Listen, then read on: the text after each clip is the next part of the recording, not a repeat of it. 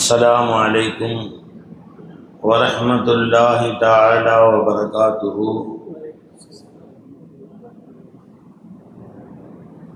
الحمد لله رب العالمين، والصلاة والسلام على سيد المرسلين وآله وصحبه أجمعين، أما بعد.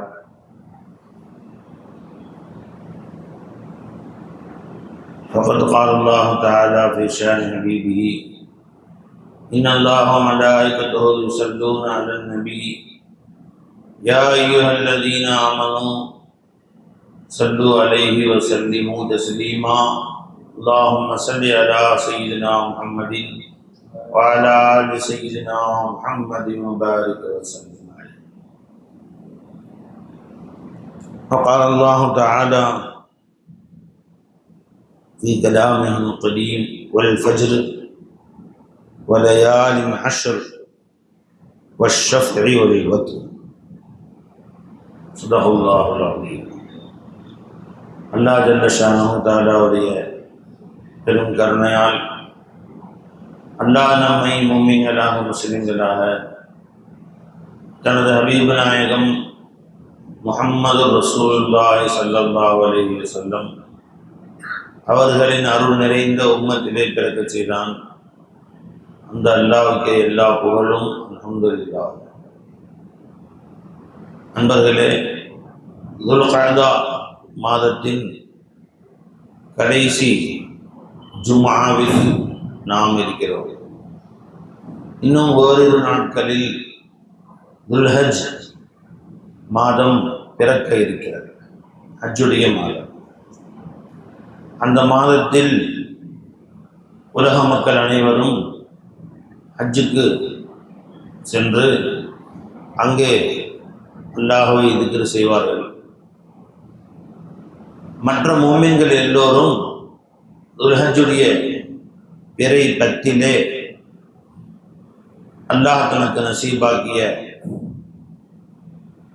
ஆடு மாடுகளை குர்பானி கொடுப்பார்கள். அந்த 10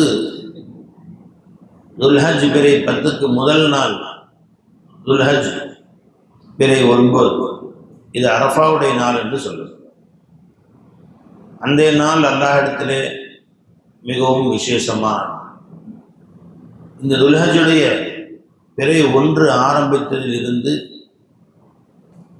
பிறை 10க்கு பின்பும் ஒரு 3 நாட்கள், பிறை 11, 12, 13 நாட்கள் வரையிலேயும் அல்லாஹ்விடத்திலே மிக மிக விசேஷமான நாட்கள். வருடத்தின் ஒட்டுமொத்த நாட்களில் அல்லாஹ்வுக்கு பிரியமான சிறப்பான நாட்கள் இந்த துல்ஹஜுடைய 10 நாட்கள் தான். அல்லாஹ் குர்ஆனிலே வல் ஃபஜ்ர் வலயாலின் அஷ்ர் என்று இந்த 10 நாட்களின் மேல் சத்தியம் செய்தும் அல்லாஹ் தஆலா சொல்லி காட்டுகிறார். நிறைய ஹதீஸுகள் வந்திருக்கிறது. ஒரு ஹதீஸிலே வருகிறது, பெருமானார் சொன்னார்கள்: மாமின் ஐயாமின் அஅலமு இன்தல்லாஹி, நாட்களில் அல்லாஹ்விடத்திலே மிக மிக உயர்ந்த நாள், கண்ணியம் பொருந்திய நாள்.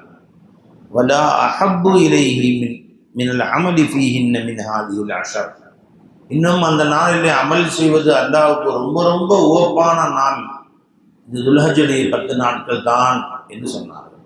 முஸ்னத் அஹ்மதில் வரக்கூடிய ஹதீஸ் இது. இப்னு உமர் ரலியல்லாஹு அன்ஹு அறிவிப்பு செய்கிறார். அதாவது இந்த 10 நாட்களும் அல்லாஹ்வுக்கு மிக பிரியமான நாள், நாட்கள் கண்ணியமான நாள். ஆகவே இந்த நாட்கள் அமல் செய்வதை அல்லாஹ் ரொம்ப ரொம்ப பிரியப்படுகிறான் என்றும் சொல்லியிருக்கிறார். அதன் பின்பு சொன்னார்கள்: ஃபஅக்ஸிரு ஃபீஹின்ன, இந்த 10 நாட்கள் நீங்கள் அதிகமாக செய்யுங்கள். மினத் தஹ்லீலி வத் தக்பீரி வத் தஹ்மீத், அதிகமாக லா இலாஹ இல்லல்லாஹ்வை சொல்லுங்கள், அதிகமாக தக்பீர் சொல்லுங்கள், அதிகமாக அல்லாஹ்வை புகழ்ந்து வாருங்கள் என்று நாயகம் ஸல்லல்லாஹு அலைஹி வஸல்லம் அவர்கள் சொன்னார். இப்போ மற்ற நாட்களிலே அல்லாஹ்வை புகழ்வது, தக்பீர் சொல்வது, அல்லாஹ் ஜல்ல ஷானஹு தஆலாவுடைய திருப்பெயரை சொல்வது, லா இலாஹ இல்லல்லாஹ் சொல்வது, திக்ர் செய்வது மேலானதாக இருந்தாலும் இந்த 10 நாட்களில் அல்லாஹ் தஆலா மிக மிக அதிகம் சந்தோஷப்படுகிறான். எனவே இந்த 10 நாட்கள் மொத்த வருடத்தின் நாட்களிலே மிக சிறந்த நாட்கள் இந்த 10 நாட்கள் என்றெல்லாம் ஹதீஸ் ஷரீஃபிலே பெருமானார் சொல்லியிருக்கிறார். எனவே அன்பர்களே, இந்த நாட்களுக்கு ஒரு கண்ணியம் கொடுக்கும். நமக்கு அதற்கு முன்பு செல்லக்கூடிய நாட்களைப் போலவே இந்த நாட்கள் நம்மளை கடந்து சென்றால் அல்லாஹ்வும் ரசூலும் முக்கியத்துவம் கொடுத்த, சிறப்பு கொடுத்த ஒன்றை நாம் கண்ணியப்படுத்தாதது மாதிரி ஆகும். அப்படி அல்ல. நம்மிடத்திலே ஒரு கல்யாணத்துக்கு பல பேரை அழைத்திருப்போம், சில விஐபிகளையும் அழைத்திருப்போம். பல பேரும் வருவார்கள் பள்ளிவாசலுக்குள், எல்லாரும் வந்து ஆளுக்கு ஒரு இடத்திலே உட்கார்ந்து கொள்வார்கள். மண்டபத்துக்கு வருவார்கள், ஆளுக்கு ஒரு இடத்திலே உட்கார்ந்து கொள்வார்கள். பொதுவான முறையில் அவர்களை நாம் வாங்க வாங்கன்னு கூப்பிடுவோம், சில பேர் வாசல்னு கூப்பிடுவோம். இதே ஒரு விஐபி வர்றார், மந்திரி, அமைச்சர் வருகிறார், முதலமைச்சர் வருகிறார் என்று சொன்னால் அவரும் 10ஓடு 11 நம்மை வந்து ஒரு நாற்காலியில் உட்கார்ந்து கொள்வாரா என்றால் இல்லை. அவரை நாம் வாசல்லே சென்று வரவேற்று அவர் வருகிற அந்த அறிவிப்பெல்லாம் செய்து, அது வருகிற பொழுது நாளைய தக்பீர்லாம் சொல்லி அவருக்காக 10 பேர் முன்னாடி பின்னாடிலாம் கூட்டிட்டு போய் அவரை நாற்காலியில் பெரிய நாற்காலியாக போட்டு, அந்த அலங்கரிக்கப்பட்ட நாற்காலிகள் போட்டு அதில் அமரச் செய்து அவரை கண்ணியப்படுத்துவது தான் முறை. ஏன்னா ஒரு விஐபி. அது மாதிரி இந்த 10 நாட்கள் மற்ற நாட்களைப் போலவே நம்மை விட்டும் கடந்து போய் கொண்டிருந்தது. நேற்று எப்படியோ அன்றுதான் இப்படி, நேற்று எப்படி கண் விழித்தோமோ அப்படித்தான் இன்று, நேற்று என்னென்ன காரியங்கள் செய்தோமோ அதுதான் இன்று, வேறு எந்த வித்தியாசமும் நாம் அதை காட்டவில்லை என்றால் அந்த நாட்களை முறைப்படி நாம் கண்ணியப்படுத்தாத மாதிரி ஆயிடும்.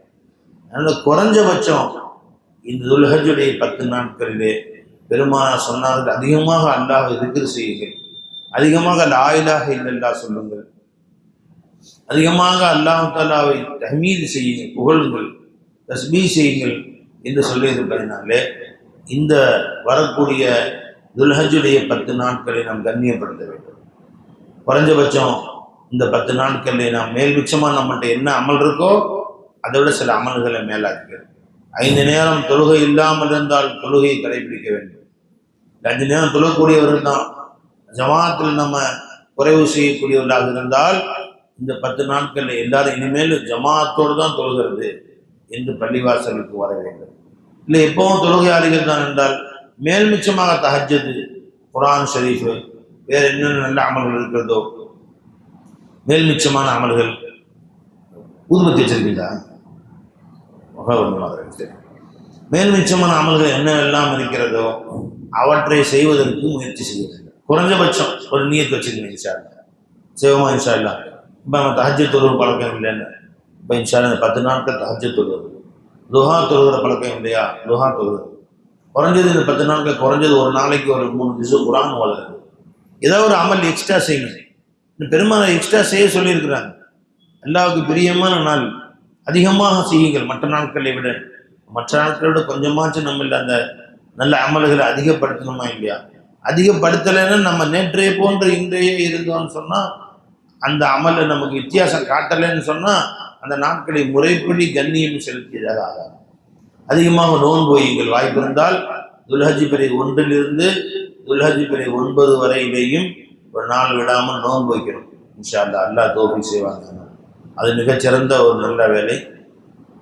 அதுக்கும் ஹதீஸில் சிறப்புகள்லாம் வருது. அதிலும் குறிப்பாக அரஃபாவுடைய நாள், அதாவது துல்ஹஜ் பிறை 9, அதை பற்றி ஹதீஸில் வருது. கஃபாரத்துல் லிஸான், ஒரு வருடம் முந்திய வருடம், ஒரு வருடம் பிந்திய வருடம் பாவங்களுக்கு அது கஃபாரா என்று வருகிறது.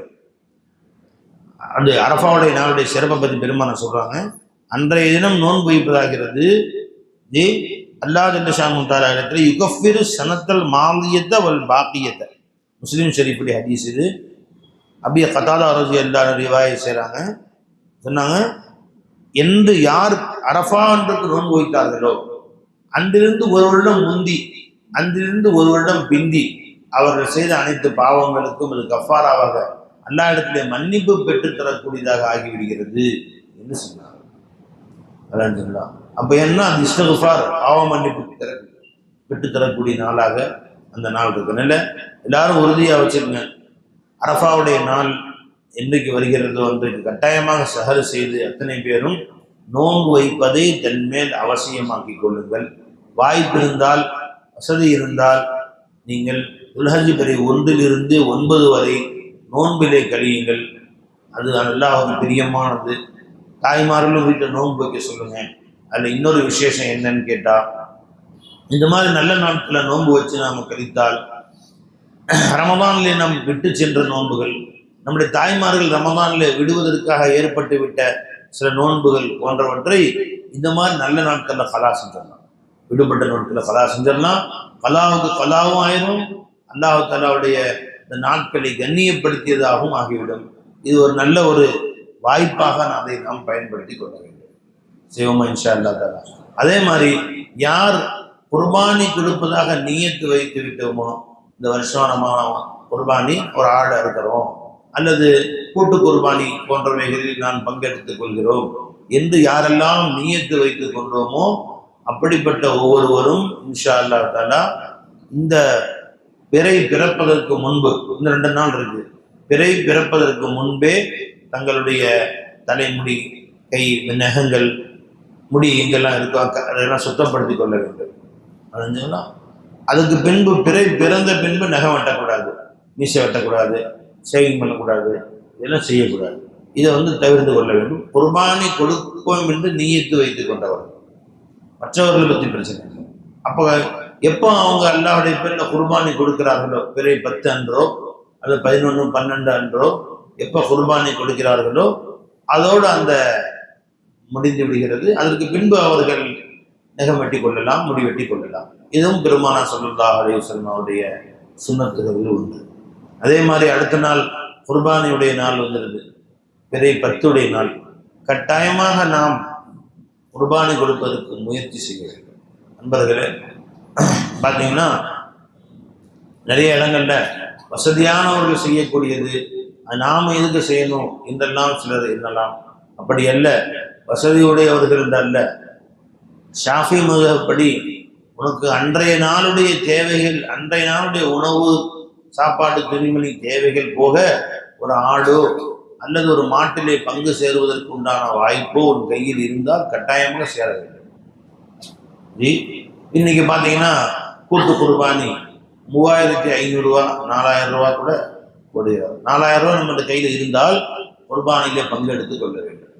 ஹனஃபி மذஹபின்படி யாருக்கு ஜகாத்து கடமையோ அவர்கள் குர்பானி கொடுக்க வேண்டும். இது ரெண்டுக்கும் என்ன வித்தியாசம்? ஜகாத் என்பது கையிலே இந்த அளவு 612 கிராம் அளவுக்கு வெள்ளி, அந்த அளவுக்கு சுமாராக இன்னைக்கு ஒரு 60,000 ரூபா 70,000 ரூபா காசு. இந்த காசு நம்மிடத்திலே ஒரு வருடம் இருந்தால் ஜகாத்து கடமையாகும். ஆனால் குர்பானிக்கு அப்படி இல்லை. இன்னைக்கு தான் இருக்குது. நமக்கு குர்பானி அன்னைக்கு காலையில் நம்ம கையில் 70,000 ரூபா காசு இருந்தால் நீங்கள் குர்பானி கொடுப்பது வாஜிபாகிவிடும், கடமையாகிவிடும். அது ஒரு வருஷம் அதுக்கு ஒன்றும் அவசியம் இல்லை, ஒரு நாள் இருந்தாலும் சரிதான். குர்பானி பிறை 10, அதற்கு பின்பு 3 நாட்கள், பிறை 10, 11, 12, 13, 4 நாட்களும் நாம் ஐயாம் தஷ்ரீஃபுடைய நாட்கள், 3 நாட்கள். இந்த நாட்களிலே ஏதோ ஒரு நாளிலே நம் கையிலே குர்பானி கொடுக்கும் அளவுக்கு காசு சேர்ந்தாலும், நாம் 70,000 ரூபாய் உதாரணமாக நம் கையிலே காசு இருந்தால் குர்பானி கொடுப்பது நன்மேல் கடமை. இப்போ குர்பானி கொடுக்க சொல்லி அல்லாஹ் ஏன் சொல்றான்? அல்லாஹ் சொல்றான், ஃபஸல்லி லிரப்பிக வன்ஹர், உங்கள் ரப்புக்கு நீங்கள் தொழுகையை நிறைவேற்றுங்கள், இன்னும் குர்பானி கொடுங்கள் என்று அல்லாஹ் ஜல்லஷானு தஆலா சொல்கிறார். குர்பானி கொடுக்கும்படி ஏன் சொல்லுகிறான்? பெரியோர்கள் சொல்லி தருகிறார்கள், அல்லாஹ்வுக்கு நம்மை அர்ப்பணிக்கிறோம், அதற்கு பகரமாக நாம் ஒரு ஆட்டையோ ஒரு மாட்டையோ நாம் அர்ப்பணிக்கிறோம். இது நம்முடைய உயிருக்கு பகரமாக அல்லாஹ் இடத்திலே ஒப்படைப்பது. எப்படி இஸ்மாயில் அலைஹிஸ்ஸலாம் அவர்களுக்கு பகரமாக ஒரு ஆட்டை அறுத்தார்கள் இப்ராஹிம் அலைஹிஸ்ஸலாம், அதுபோன்று நாம் அல்லாஹ்வுக்கு குர்பானி கொடுப்பதற்கு, நம்மை அர்ப்பணமாக்குவதற்கு பகரமாக ஒரு ஆட்டை அர்ப்பணமாக்குவோம். அதனால இதிலே நாம் சொடைவடையக்கூடாது. அன்றைக்கு நம்முடைய கையிலே காசு இருந்தால் நம்மேல் நம்முடைய மனைவி, சில பேர் பெண்கள் நகை அணிந்து வைத்திருப்பார்கள், 12 பவுன் 13 பவுன், அவர்களுக்கும் குர்பானி கொடுக்க வேண்டும். ஆண்களும் தங்களுக்காக குர்பானி கொடுக்க வேண்டும், பெண்களும் குர்பானி கொடுக்க வேண்டும். யாரெல்லாம் வீட்டிலே பாலிகான ஆண்கள் பெண்கள் இருக்கிற இடத்திலே அதற்குரிய பொருளாதார வசதி இருந்தால் அவர்களும் குர்பானி கொடுக்க வேண்டும்.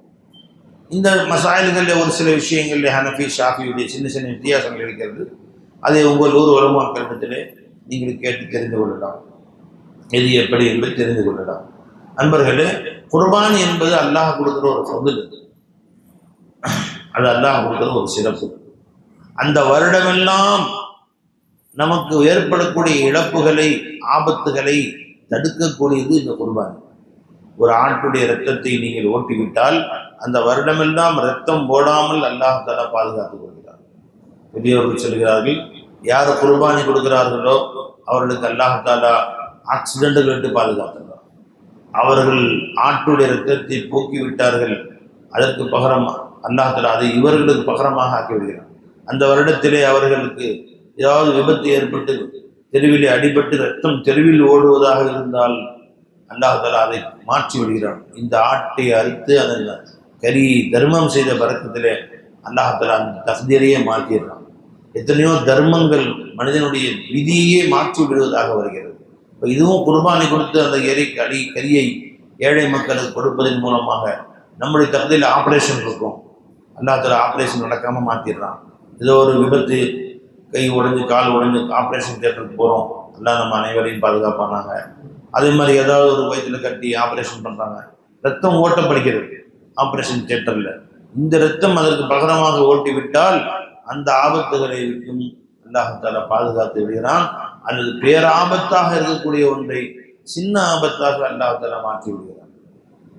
எத்தனையோ பேர் விபத்துகள் கேள்விப்படுகிறோம். வண்டி வாகனங்கள் இடிபட்டு, வாகனங்களை இடிபட்டு எத்தனையோ பேர்கள் வஃபாத்தாக விடுகிறார்கள். அந்த மாதிரி அல்லாஹ் தஆலா பெரிய ஆபத்தாக இருந்ததை சின்ன ஆபத்துகளாக மாற்றி விடுகிறான். இந்த ரெண்டும் குர்பானியுடைய பரக்கத்தால் நிகழ்க இருக்கிறது. அதனால் அன்பர்களே, நாம் ஒவ்வொருவரும் அந்த குர்பானை கொடுப்பதற்கு உண்டான வாய்ப்பு இருந்தால் அதை பின்பற்ற வேண்டும். அல்லாஹ் ஜல்ல ஷஅனுஹு அதற்கு நமக்கு தௌஃபீக் செய்வார். ஆக இந்த புனிதமிகு இந்த நாட்கள் எல்லாமே நாம் அல்லாஹ்வை அதிகம் நினைவு கூறக்கூடிய நாட்கள். அதே மாதிரி பிறை 10 முடிந்து குர்பானை கொடுத்துட்டோம், அதுக்கு அடுத்த நாள் அது ஐயாமு தஷ்ரீக் என்று சொல்வார். மொத்தம் 3 நாட்கள். இந்த 3 நாட்களும் அதிகமாக அல்லாஹ்வை நினைவு கூற வேண்டும் என்று அல்லாஹ் கூறுகிறார். ஃபதுகுருல்லாஹ ஃபீ ஐயாமின் மஅதூதாத். ஐயாமு தஷ்ரீக்குடைய நாட்களிலே அல்லாஹ்வை அதிகம் நினைவு கூறுங்கள். ஒரு இடத்துல ஃபதுகுருல்லாஹ கதிக்ரிக்கும் ஆபாயிக்கும் அவ் அஷத்து திக்ரா. உங்களுடைய முன்னோர்களை எவ்வாறு, உங்கள் பெற்றோர்களை எவ்வாறு நினைவு கூறுவீர்களோ அதை விட அதிகமாக நீங்கள் அல்லாஹ்வை நினைவு கூறுங்கள், அல்லாஹ்வை நினைவு கூறுங்கள் என்று அல்லாஹ் கூறுகிறார். அப்ப அல்லாஹ்வை நினைவு கூறுங்கள், அல்லாஹ்வை நினைவு கூறுங்கள் என்று அல்லாஹ் ஏன் சொல்கிறான்? திரும்ப திரும்ப குர்ஆன்ல எத்தனையோ இடங்களில் நினைவு கூறும்படி சொல்கிறானே. அல்லாஹ்வுடைய நினைவு ஒன்றுதான் ஒரு வாழ்க்கையிலே நிம்மதியை, சந்தோஷத்தை, பரக்கத்தை, தெளிவை கொடுக்கும். அல்லாஹ்வுடைய நினைவு இல்லாமல் காலையிலிருந்து மாலை வரை ஒரு மனிதன் வாழ்கிறான். காலையில எழுந்திருச்சான், எந்திரிக்கும் போது அல்லாஹ் நினைவோடு எந்திரிக்கணும். யா அல்லாஹ், நீதான் என்னை எழுப்பி விட்ட ரப்பி, அல்ஹம்துலில்லாஹ் அல்லதி அஹ்யானா பஅதமா அமாத்தனா. எங்களை மூத்தாக்கிய பின்பு உயிர் கொடுத்து எங்களை எழுப்பினானே, அந்த அல்லாஹ்வுக்கு எல்லா புகழும். இந்த அல்லாஹ்வுடைய நினைவோடு இருந்தால் நீ அன்றைய காலை பொழுது இஸ்லாத்தோடு எழுந்திருக்கிறாய், ஈமானோடு எழுந்திருக்கிறாய், அல்லாஹ்வுடைய நினைவோடு எழுந்திருக்கிறாய். அவ்வாறு இல்லாமல் காலையில் எந்திரிச்சான், கொஞ்சம் கூட அல்லாஹ்வை நினைவே இல்லை, அவன் பாட்டுக்கு தூங்கி எந்திரிச்சான், மூஞ்சி கழுவினான், அவன் வேலையை ஈடுபட ஆரம்பிச்சுட்டான், அல்லாஹ்வை சிந்தனையே இல்லை என்று சொன்னால் உனக்கும் அந்த ஊரிலே இருந்த மற்ற மிருகங்களுக்கும் வித்தியாசம் இல்லாமல் போகும். ஆடு காலையில் எந்திரிச்சிச்சு, அது பாட்டுக்கு வேலையை பார்த்துச்சு. மாடு அது பாட்டுக்கு வேலையை, தெருவில் படுத்திருந்த நாய் போன்றவைகள் காலை எழுந்தன, அப்படியே போயிடுச்சு. நீ காலையில் எந்திரிச்சு குறைஞ்சது துவா கூட ஓதலைன்னா அல்ஹம்துலில்லாஹி அஹ்யானா பஅதமா அமாத்தனா வ இலைஹி நுஷூர் என்று துவா ஓதி அல்லாஹ்வை சிந்தனை செய்ய வேண்டும். அல்லாஹ் இரவெல்லாம் நம்ம நிம்மதியாக தூக்கம் கொடுத்தானே, அதுக்கு நன்றி செலுத்த வேண்டும். இது ஒரு நன்றி. அடுத்து என்ன செய்யணும்? நேராக போய் உதவு செய்யணும், அல்லாஹ் தஆலாவுடைய நினைவோடு பள்ளிவாசலுக்கு வரணும், அல்லது பெண்கள் வீடுகளில் தொழுக வேண்டும். இவ்வாறு அந்த தொழுகையை நிறைவேற்றினால் அன்றைய நாளுடைய அல்லாஹ் ஹயாத்தா நமக்கு எழுப்பியதற்கு நன்றி செலுத்தியவர்களாக நாம் ஆகிவிடுகிறோம். அப்படி அன்று ஒருவன் காலையில் எழுந்தான், ஃபஜ்ர் தொழுகவில்லை, மற்ற வேலைகளுக்கு அவன் சென்று விட்டான், அல்லாஹை மறந்து விட்டான் என்று சொன்னால் அவனுக்கும் மிருகங்களுக்கும் வித்தியாசம் இல்லை. இன்னும் சொல்ல போனால் மிருகங்களை விட ஒரு படி கீழ் என்று அல்லாஹ் கூறுகிறான். உலாயிகல் அன்ஆம், அவர்கள் மிருகங்களை போன்றவர்கள். பல்ஹும் அதல், இல்லை மிருகங்களை விட அவர்கள் இன்னும் மோசமானவர்கள், கீழானவர்கள், மிருகங்களை விட கேவலம் மிக்கவர்கள்.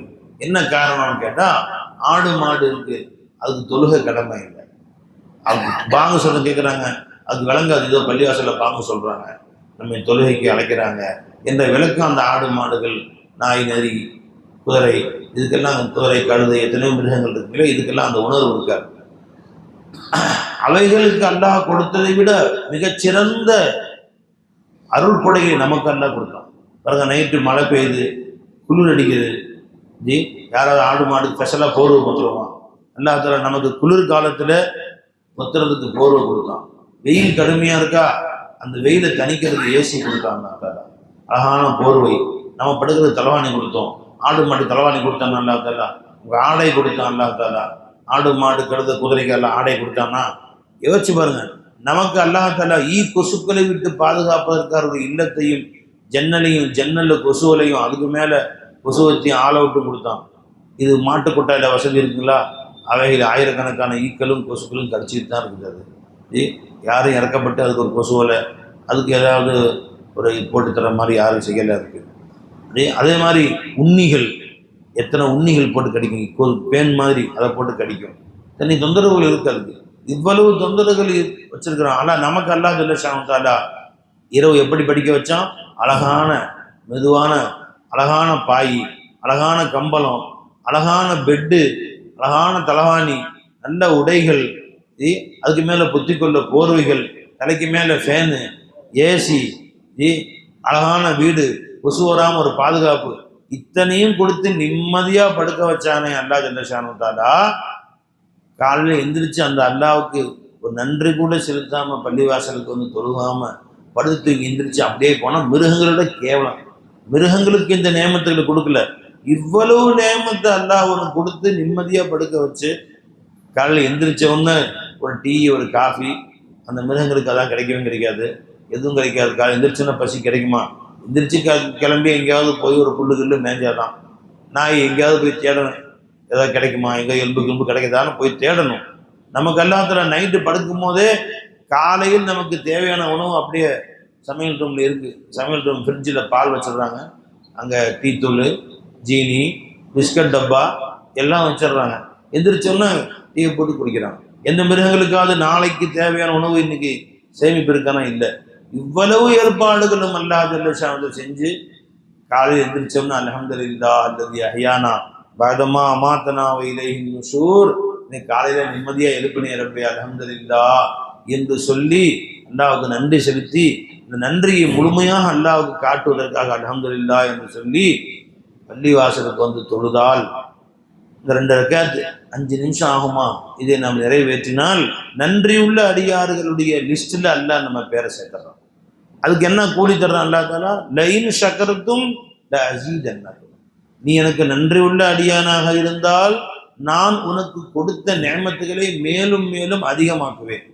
உன் வருமானம் கூடும், உன் வீடுக்கு மேலே இன்னும் வீடு கட்டுவ, உன் செல்வங்கள் கூடும், உன் பிள்ளைகள் உன் மேலே பிரியமா இருப்பாங்க, உன் மனைவி மக்கள் உன் மேலே பாசமா இருப்பாங்க, உன் நண்பர்கள் கூடுவார்கள். கொடுத்ததை அதிகப்படுத்துவேன்.